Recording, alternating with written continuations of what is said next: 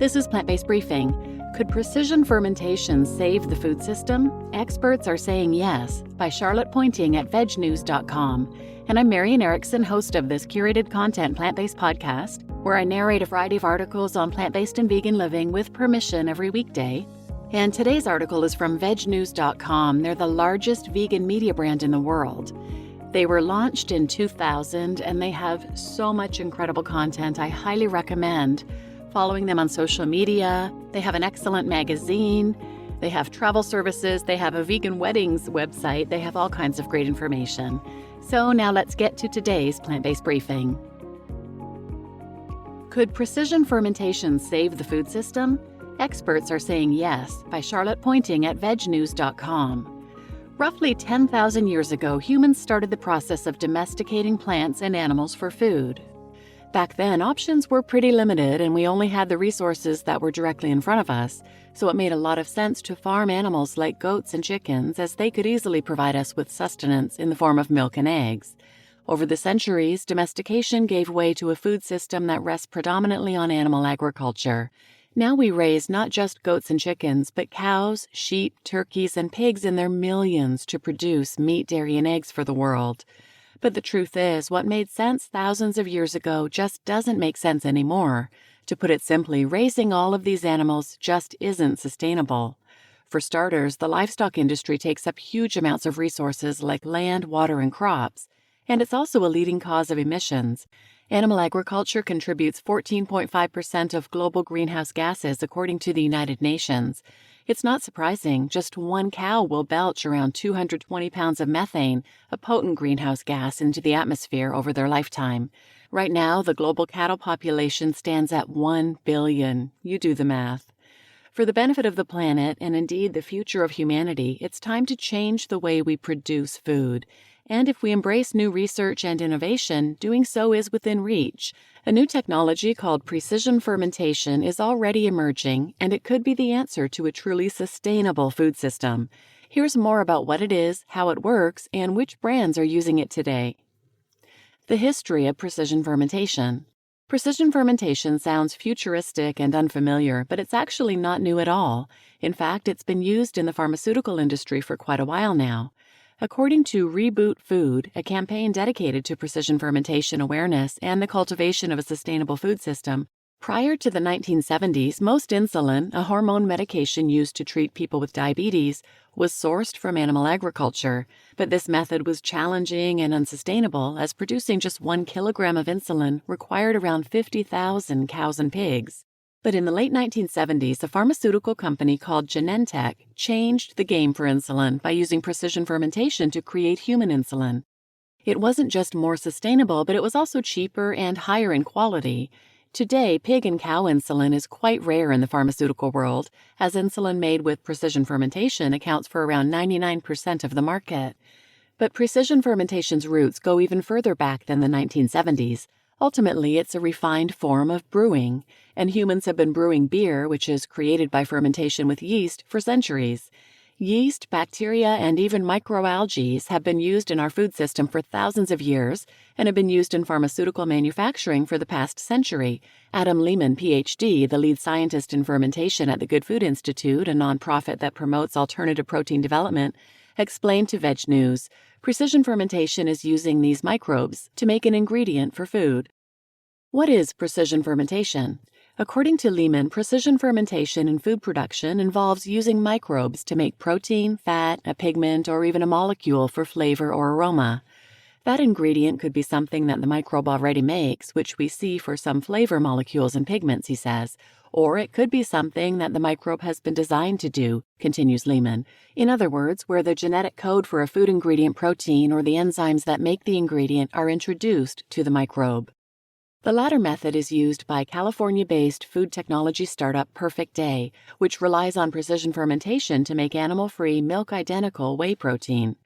We first give microflora the genetic instructions for making whey protein, downloaded from an online database. Nikki Braggs, Perfect Day's Vice President of Corporate Communications, explains to Veg News. After that, the microflora ferments in a feedstock or nutrient mix, which consists of sugar, water, and vitamins. Imagine a brewery, says Briggs, but instead of brewing beer, we're brewing milk protein. Then Perfect Day uses gold standard technology from the dairy industry to filter the milk protein. But unlike a dairy company, the brand is left with whey protein that didn't require any animals to make. But it's still identical to the dairy protein that's been consumed for generations, notes Briggs. Why should we embrace this technology? Just like we moved away from animal agriculture and embraced precision fermentation for insulin production, we can do the same for food. And we must, believes George Monbiot, who is an environmentalist and spokesperson for the Reboot Food campaign. If livestock production is replaced by this technology, it creates what could be the last major opportunity to prevent Earth system's collapse, namely ecological restoration on a massive scale, he wrote for The Guardian in November 2022. Lehman agrees that precision fermentation brings with it a whole host of planetary benefits. It requires fewer resources, produces less waste, and doesn't need as much land as there is no livestock to graze. But on top of that, it is also better for public health. After all, zoonotic diseases, which are diseases that jump the species barrier from animals to humans, are a real pandemic threat. Precision fermentation allows for a truly no-compromise option in our food system, adds Briggs. Because it's identical to traditional dairy protein, our animal-free protein allows for products which offer the taste, texture, functionality, and nutrition consumers love from dairy without lactose and with a significant reduction in environmental footprint. But beyond these positives, precision fermentation is also exciting from the point of view that it opens up new possibilities in the world of food science. Traditional food systems were established with animals that were easy to domesticate, not because they produced the most nutritious or flavorful foodstuffs, says Lehman. Doing this, using precision fermentation without the animal, opens up doors that weren't previously possible to open and explore. Who's using precision fermentation now? Perhaps the most famous example of a brand already utilizing precision fermentation to encourage consumers to try more plant-based foods is Impossible Foods. The California-based vegan meat company used the technology to improve the taste and texture of its plant-based protein with its own leg hemoglobin protein. And in 2021, the Every Company, another California-based biotechnology firm, landed $175 million to continue with its research into animal-free protein made using precision fermentation technology. Right now, it is particularly focused on making egg whites without the eggs. The role of egg white protein in food products is so vast, says Lehman, I'm excited to see where it will be used. In dairy, things are getting exciting. As we'll delve into shortly, there are already products on the market made with Perfect Day's animal-free whey, and Singapore biotech company Turtle Tree is also working on the milk protein lactoferrin. Several companies are also working on creating casein, which is important for cheese making with precision fermentation.